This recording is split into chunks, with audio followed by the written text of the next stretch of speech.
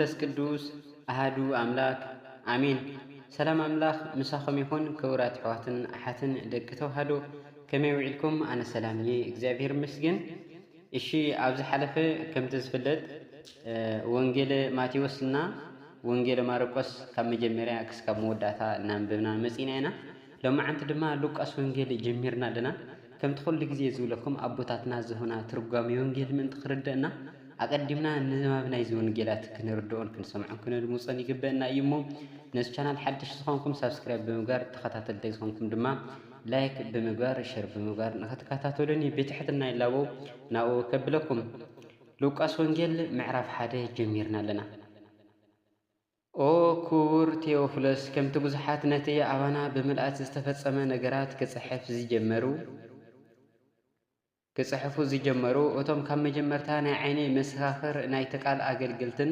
ናባና ዝተሓላለፈ ኣነ እውን ኣብ ዝሓለፈ ቀረባ ግዜ ነቲ ነገር ካብ መስረቱ ሒዘ ብጥንቃቐ ምስ መርመርክዎ ናይቲ ዝተምሃርካዮ ነገራት ርግፅነት ኣጸቢቕካ ምእንቲ ክትፈልጥ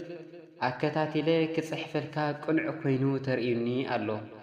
ገብርኤል ልደት ዮሃንስ ከም ዘብሰረ ብዘመን ሄሮድስ ንጉስ ይሁዳ ሓደ ካብ ክፍሊ ክህነት ኣብያ ዝኾነ ዘካርያስ ዝበሃል ካህን ነበረ።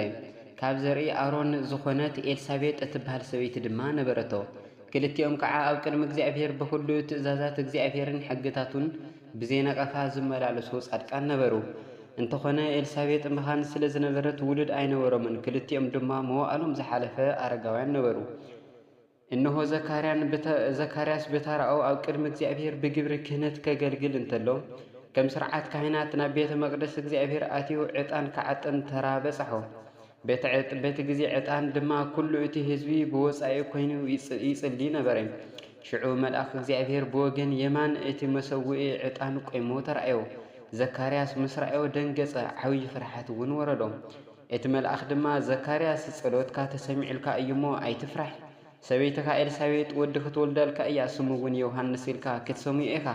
ንሱ ሓጎስን ደስታን ክኾነልካ እዩ፣ ብውላዱ እውን ብዙሓት ክሕጎሱ እዮም። ኣብ ቅድሚ እግዚአብሔር ዓብዪ ክኸውን እዩ እሞ ወይንን ዘስክር መስተን ከቶ ኣይሰትን እዩ።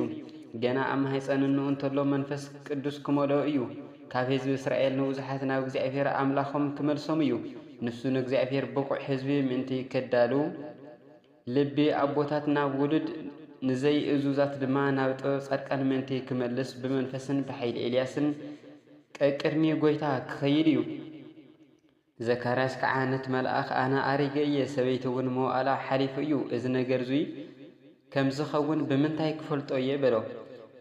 እቲ መልአኽ መሊሱ ኣነ ኣብ ቅድሚ እግዚአብሔር ዝቀውም ገብርኤል እየ፣ ነዙይ ክነግረካን ከበስረካን ናባኻ ተልእኸ ኣለኹ። እንሆ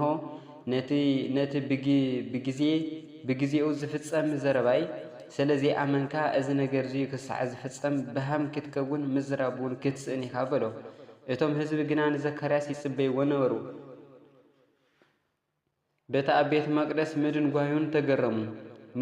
እውን ተገረሙ። ናብኣቶም ናብ ደገ ወፂኡ ክዛረቦም ስለዘይከኣለ ድማ ኣብ ቤተ መቅደስ ራእይ ከም ዝረአየ ፈለጡ። ንሱ እውን ብሃም ኮይኑ ብኢዱ የመልክቶም ነበረ። ዘካርያስ እዋን ኣገልግሎቱ ምስ ፈጸመ ናብ ገዛኡ ተመለሰ። ድሕሪ እተን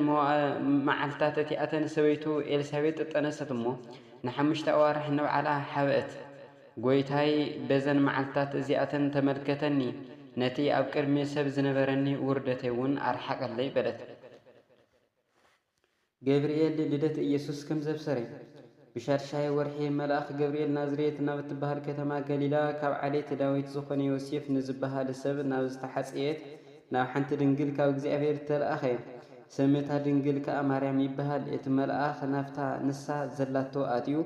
ኦ ምልዕተ ጸጋ ደስ ይበልኪ፣ እግዚአብሔር ምሳኺ እዩ፣ ንስኺ ካብ ኣንስቲ ዝተባረኽኪ ኢኺ በላ። ንሳ ድማ ምስ ረኣየቶ በቲ ቃሉ ደንገጸት፣ ከመይ ዝበለ ሰላምታ እዩ ኢላ እውን ሓሰበት። እቲ መልአኽ ከዓ ኦ ማርያም ኣብ ቅድሚ እግዚአብሔር ሞገስ ረኺብኪ ኢኹ እሞ ኣይትፍርሒ፣ እንሆ ክትጠንሲ ወዲ እውን ክትወልዲ ኢኺ፣ ስሙ ድማ ኢየሱስ ክትብልዩ ኢኺ። ንሱ ዓብዪ ክኸውን ወዲ ልዑል እግዚአብሔር እውን ክበሃል እዩ። እግዚአብሔር ኣምላኽ ድማ ዝፋን ኣቦ ዳዊት ክህቦ እዩ። ንሱ ኣብ ቤት ያዕቆብ ንዘለኣለም ክነግስ እዩ፣ ንመንግስቱ እውን መወዳእታ የብሉን በላ። ማርያም ድማ ነቲ መልአኽ ኣነ ሰብኣይ ኣይፈልጥን፣ እዚ ነገር እዙይ ከመይ ኢሉ ይኸውን በለቶ። እቲ መልአኽ መሊሱ ከምዚ በለ፣ መንፈስ ቅዱስ ናባኸይ ክመጽእ እዩ ሓይሊ ልዑል እግዚአብሔር እውን ከጽለክ እዩ ስለዚ እቲ ካባኸይ ዝውለድ ቅዱስ እዩ ወዲ እግዚአብሔር እውን ክበሃል እዩ እንሆ እታ ዘመድኪ ኤልሳቤጥ እኳ ኣብ እርጋና ወዲ ጠኒሳ ኣላ እታ መኻን ዝተባህለት እዚ ሻድሻይ ወርሓ እዩ ንእግዚአብሔር ዝሰኣኖ ነገር የለን እሞ ማርያም ድማ እኒሄኩ ኣነ ባርያ እግዚአብሔር እየ ከምቲ ዝበልካኒ ይኹነለይ በለቶ ብድሕሪዚ እቲ መልኣኽ ካብኣ ኸደ ማርያም ናብ ኤልሳቤጥ ከም ዝኸደት በተን መዓልታት እቲኣተን ማርያም ቀልጢፋ ኣብ እምባታት ይሁዳ ናብ እትርከብ ሓንቲ ከተማ ደየበት ናብ እንዳ ዘካርያስ ኣትያ ድማ ንኤልሳቤጥ ሰላም በለታ ኤልሳቤጥ ቃል ሰላምታ ማርያም ምስ ሰምዐት እቲ ህፃን ኣብ ማህፀና ተሰራሰረ ንኤልሳቤጥ ድማ መንፈስ ቅዱስ መልኣ ብዓብዪ ድምፂ እውን ከምዚ በለት ንስኺ ካብ ኣንስቲ ዝተባረኽኪ ኢኺ እቲ ናይ ማህፀንኪ ፍርኺ እውን ብሩኽ እዩ እኖ ጎይታይ ናባይ ክትመጺ እዚ ይግባአኒ ድዩ እንሆ ድምፂ ሰላምታኺ ምስ ሰማዕኹ እቲ ህፃን ኣብ ማህፀነይ ብሓጎስ ተሰራሰረ እቲ ካብ እግዚኣብሔር ዝተነገረኪ ቃል ከም ዝፍጸም እተኣምኒ ብፅዕቲ ኢኺ ናይ ማርያም ጸሎትን ምስጋናን ማርያም ድማ ከምዚ በለት ነፍሰይ ንእግዚአብሔር ተመስግኖ መንፈሰይ ከዓ በኣምላኸይ ብመድሓኒየይ ደስ ይብላ ውርደት ባርያ ኡርዩ እዩ እሞ እንሆ ካብ ሕዚ ጀሚሩ ኩሎም ትውልድ ብፅዕቲ ክብሉን እዮም እቲ ሓያል ዓብዪ ነገር ገይሩሉ እዩ እሞ ስሙ እውን ቅዱስ እዩ ምሕረቱ እውን ኣብቶም ዝፈርሕዎን ውሉድ ወለዶ እዩ ብቁልጽሙ ሓይሊ ገበረ ንዕብያት ምስ ሓሳባት ልቦም በተነሎም ንሓያላት ካብ ዝፋኖም ኣውረዶም ንዝተዋረዱ ልዕለ ኣበሎም ንጥሙያት ብበረከት ኣጽቦም ንሃብታማት ግና ጥራሕ ኣይደምሰደዶም ከምቲ ነቦታቶም ንኣብርሃምን ንዘርኡን ዝነገሮም ንዘለኣለም ምሕረቱ እናዘከረ ንእስራኤል ባርያኡ ተቐበሎ በለት ማርያም ንሰለስተ ወርሒ ዝኣክል ምስ ኤልሳቤጥ ተቐሚጣ ብድሕሪኡ ናብ ገዝኣ ተመለሰት ልደት መጥመቅ ዮሃንስ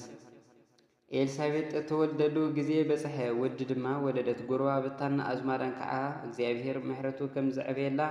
ሰሚዖም ምስኣ ተሓጐሱ ኣብ ሻመይቲ መዓልቲ ድማ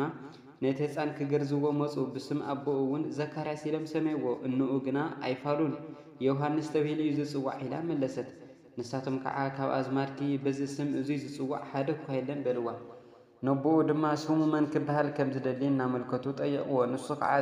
ዝጽሕፈሉ ሉሕ ክህብዎ ጠየቁ ዮሃንስ ይበሃል ኢሉ ጸሓፈ ኩሎም ድማ ተገረሙ ሽዑ ንሽዑ ኣፉ ተኸፈተ ልሳን እውን ተፈትሐ ንእግዚአብሔር እውን ኣመስግኖ ኣብ ኩሎም ጎረባብቶም ድማ ፍርሓት ወረደ እዚ ነገር እዙይ ኣብ እምባታት ይሁዳ ዝርከባ ዓድታት ተሰምዐ ኢድ እግዚአብሔር ከዓ ምስቲ ህፃን ስለ ዝነበረት ኩሎም እቶም ነዚ ነገር እዙይ ሰምዕዎ እዚ ህፃን እዙይ ስንታይ ኮን ክኸውን ይናበሉ ኣብ ልቦም ይዓቁርዎ ነበሩ ትንቢት ዘካርያስ ነቦኡ ዘካርያስ ድማ መንፈስ ቅዱስ መልኦ ከምዚ ኢሉ እውን ተነበየ ንህዝቡ ስለ ዝተመልከቶምን ዝተቤዘዎምን እግዚአብሔር ኣምላኽ እስራኤል ይባረኽ ከምቲ ካብ ጥንቲ ጀሚሩ ብኣፍ እቶም ቅዱሳን ነቢያቱ ዝተዛረቦ ካብ ቤት ዳዊት ባርያኡ ሓይሊ ምድሓን ኣተስኣልና ካብ ጸላእትና ካብ ኢድ ኩሎም እቶም ዝጻረሩናን ምእንቲ ከድሕነና ምስ ኣቦታትና ምሕረት ክገብር ነቲ ቅዱስ ኪዳኑ ዘከሮ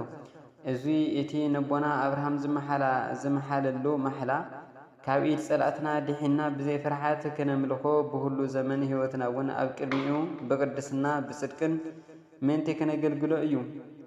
ኣታ ህፃን እውን መንገዲ ልዑል ክትጸርቅ ቅድሚ እግዚአብሔር ክትከይድ ኢኻ እሞ ናይ ልዑል ነቢይ ተባሂልካ ክትጽዋዕ ኢኻ ናይ ሓጢኣቶም ሕድገት ዝርከበሉ ናይ ድሕነት ፍልጠት ንህዝቡ ክትህብ ኢኻ በትራህራህን ምሕረትን ኣምላኽና ካብ ላዕሊ ብርሃን በሪቑ ክበጻሕና እዩ ንሱ እውን ኣብ ጸልማት ኣብ ጽላሎት ሞትን ንዝርከቡ ከብርህ እዩ ንኣእጋርና ድማ ናብ መንገዲ ሰላም ክመርሕ እዩ እቲ ህፃን ዓበየ ብመንፈስ እውን ጠንከረ ከሰዓታ ንእስራኤል ተገለጸላ መዓልቲ እውን ኣብ በረኻ ይነብር ነበረ ይብለና ተወሳኺ ሉቃስ ወንጌል ምዕራፍ 2 እንትንርኢ ድማ ልደት ኢየሱስ እዩ ዝብል በቲ ግዜ እቲ ኩሉ ዓለም ክምዝገብ ካብ ቄሳር ኣውግስጦስ ትእዛዝ ወፀ እዚ ምዝገባ እዚ እውን ቀሬኔዎስ ኣብ ሶርያ ተሸይሙ እንተሎ ዝኾነ ቀዳማይ ምዝገባ እዩ ሽዑ ኩሉ ሰብ ክምዝገብ ነናብ ዓዱ ከደ ዮሴፍ እውን ካብ ቤተ ዳዊትን ካብ ዓሌቱን ስለ ዝነበረ ካብ ገሊላ ካብ ከተማ ናዝሬት ምስታ ጠኒሳ ዝነበረት ሕፅኢቱ ማርያም ናብ ሂዳ ቤተልሔም ናብ እትበሃል ከተማ ዳዊት ክምዝገብ ደየበ ኣብኡ እንተለዉ ድማ እተወልደሉ ዕለት በፅሐ በኹሪ ወዳ ድማ ወለደት ብጭርቕት እውን ጠቕለለቶ ኣብቲ ምሕደር ኣጋይሽ ሰፈር ስለ ዘይነበሮም ድማ ኣብ መብልዒ ከፍቲ ኣደቀሰቶ ጓሰትን መላእኽትን ኣብቲ ከባቢ እቲ ብለይቲ መጓሶኦም ክሕልው ኣብ ወፍሪ ዝሓደሩ ጓሰት ነበሩ እንሆ ድማ መልአክ እግዚአብሔር ኣብ ጥቃኦም ቆመ ክብሪ ንእግዚአብሔር እውን ኣብ ዙርያኦም ኣብርሀ የመና ድማ ፈርሑ እቲ መልአክ ድማ እንሆ ንኩሉ ህዝቢ ዝኸውን ዓብይ ሓጎስ ኣበስረኩም ኣለኹም ኣይትፍርሑ ሎሚ መድሕን ንሱ እውን ክርስቶስ ጎይታ ኣብ ከተማ ዳዊት ተወሊድልኩም ኣሎ ምልክቱ ከዓ እዚ እዩ ብጭርቅቲ ዝተጠቕለለ ህፃን ኣብ መብልዒ ከፍቲ ደቂሱ ክትረኽቡ ኢኹም በሎም ብድንገት ከዓ ብዙሓት ሰራዊት ሰማይ ምስቲ መልአክ ኮይኖም ንእግዚአብሔር እናመስገኑ ክብሪ ንእግዚአብሔር ኣብ ኣርያም ሰላም እውን ኣብ ምድሪ ንሰብ እውን ጽቡቕ ፍቃድ ይኹን ይብሉ ነበሩ እቶም መላእክቲ ካብኣቶም ናብ ሰማይ ምስ ዓረጉ ድማ እቶም ጓሰት ንስንሳቶም ነዚ እግዚአብሔር ዝገለጸልና كون نجار كان رئي نوع نبيت لهم نخيل تبعهالو قلطفهم دما كدو نماريام يوسفن نتأمل عكفت تدرك أساس أنون رخبوهم نزي مسرائيل دما بزعات هسان استنقرهم نجار أوي وتم سمعوا كلهم كأبت وتم قواسات نجارهم تجرموا مريم جنا نزي نجار زوي قبل بات عقران تحسوا النبرات وتم قواسات دما كم تستنقرهم كوين سلا زرخبوه سلا تقول السمعون زرعي ونجزي أفير ناخبرون إنهم مسجونين تمرسهم جرزت يسوسنا بيت مقدس كمزة توسدن بشامنا معلتين تسأن كجرزوه وسلوه سموون كم تجنا أما هسأن كي تتأنى سنتلو اتمد أخاك أديمو السميو يسوس يلوم سميو كم تأب حق موسى زلو ناي من صاحهم أوان مس أخلف نتسأن نابغزي أفير كقربو نابغزي أفير وسلوه أزيد ما أب حق زي أفير كل ما هسأن النقو زكفت بخور ودي نجزي أفير استقدس بهذا الصحف سلزنا برأيو كم أون أحق እግዚአብሔር ክልተ ባሪቶ ወይ ክልተ ጫቆታት ርግቢ መስዋዕቲ يقربوا له ስለ ዝብል እዩ እንሆ ድማ ኣብ ኢየሩሳሌም ስምዖን ዝበሃል ስለ ሰብ ነበረ እዚ ሰብ እዚ